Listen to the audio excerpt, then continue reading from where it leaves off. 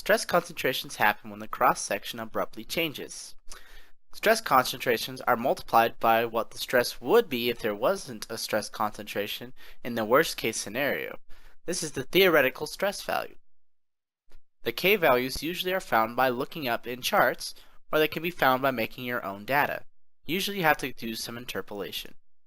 Here are two examples of some of the charts used to find the stress concentrations for specimens.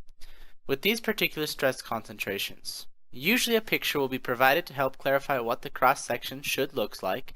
Then it will usually have an equation to find the sigma average, which is highlighted here. That equation is the same as if you found the smallest cross-section area in the section. Then you will use the chart. Usually it will have numbers on the bottom with an accompanying equation to help find the particular x-coordinate. Then you will go to that coordinate and find the corresponding y-coordinate, which is the stress concentration factor.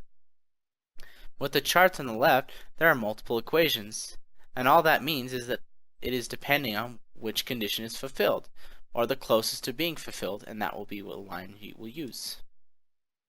Now let's do an example problem based on the stress concentration factors. Here we have the following bar with a hole in it that is being actually loaded. First thing we want to do is find the stress concentration factor. To do this, we will first find the x-coordinate by using the equation listed below.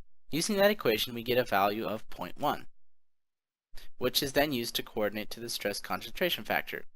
We will find that the stress concentration factor is located here, which then means we have a K value of 2.65. Now, since we are given a sigma max, and we are looking for the load that we can feasibly apply to the object, we will need to use that maximum value first. We can use the equation where sigma max is equal to the sigma average multiplied by the stress concentration factor to find out what our sigma average can equal.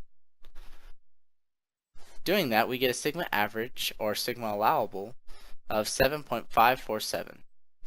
Now, using that equation that is provided, we can solve for the maximum load value. Here we will plug in the required values for the known variables.